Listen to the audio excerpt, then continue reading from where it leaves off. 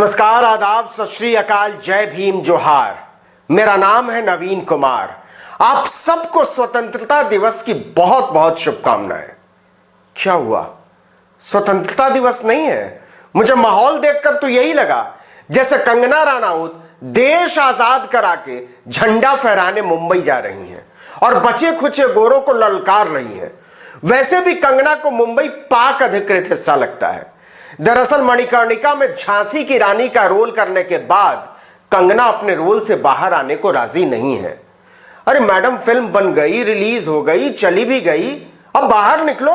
लेकिन ना, उनका पोस्ट रोल इफेक्ट भी इतना धांसू है कि जनता तो जनता, टीवी चैनलों के बड़े बड़े एंकरों और संपादकों को भी अपनी चपेट में ले लिया है। तो मैडम ने गोलमेज सम्मेलन में लंदन जाने से पहले महात्मा गांधी की तरह ऐलान किया कि मैं मुंबई आ रही हूं।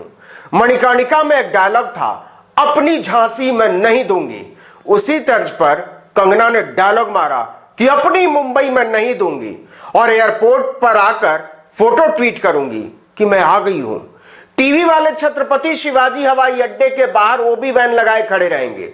दिल्ली से भेजे जाने वाले स्पेशल करेस्पॉन्डेंट टाइप के जीव आरती उतारने की तैयारी कर रहे हैं।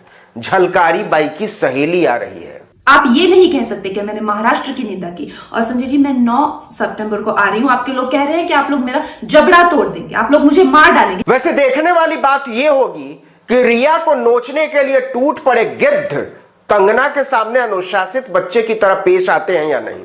जरूर आएंगे, आना ही पड़ेगा।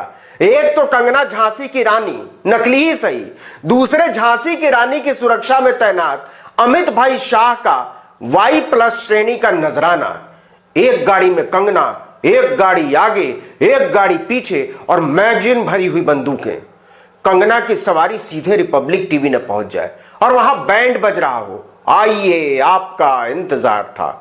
टीवी के पर्दे पर दोनों बैठकर अपना सुख दुख डिस्कस कर रहे हो कि बता तू कौन सा लेता है, मैंने सुना पहाड़ों में ओरिजिनल मिलता है, और तुझे बीच शो में इतनी तलब कैसे लग गई थी कि चिल्लाने लगा था। तू तो जानती है बिना चढ़ाए बोली नहीं निकलती। आई रियली मिस जॉइंट यार। तो तू अपना टेस्ट कराएगी? चल हट, पागल है क्या, जैसे तुझे पता ही नहीं। और आज तक वाले, एबीपी वाले, 18 वाले, 24 वाले मुंह बाय देख रहे होंगे कि सारी टीआरपी ले गया पट्टा। वैसे भी चिल्लम पत्रकारिता के आगे टीआरपी पंडितों की सारी चातुरी फेल हो गई है। डिमांड बहुत हाई है लेकिन ओरिजिनल मिल नहीं रहा। लेकिन खबर यह नहीं है कि कंगना क्या कर रही है, खबर यह है कि नीतीश कुमार क्या कर रहे हैं। बताएंगे असली खेल। लेकिन पहले यह समझ लीजिए कि Y+ सिक्योरिटी देकर बीजेपी ने कंगना रनौत पर जो कर्जा चढ़ाया है उसका एहसान उनको बिहार के चुनाव में जाकर उतारना पड़ेगा।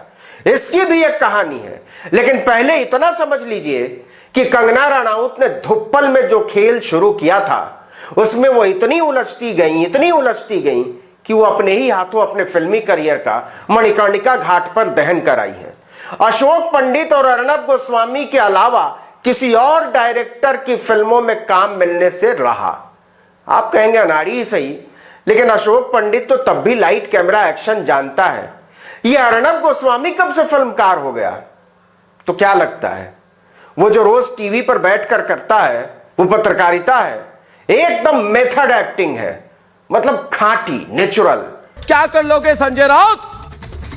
कौन हो तुम? संजय राउत, मुंबई तुम्हारी है?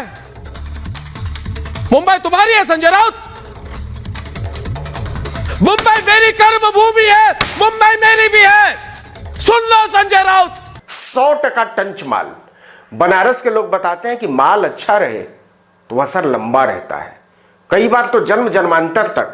लेकिन मुद्दा अर्णब गोस्वामी नहीं है, वो तो प्यादा है, एक बहुत बड़े खेल का बहुत छोटा प्यादा।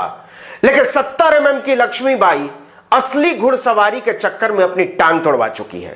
कंगना रनौत अपने ही जाल में ऐसे उलझी कि निकलने की कोशिश में और उलझती चली गई, क्योंकि गांधी बनने की चाहतों ने उन्हें गंदगी में धकेल दिया है। और इसका पहला तकाजा यह कहता है कि अपनी Y सिक्योरिटी का एहसान उतारें, जैसा कि उन्होंने ट्वीट में बाकायदा लिखा है।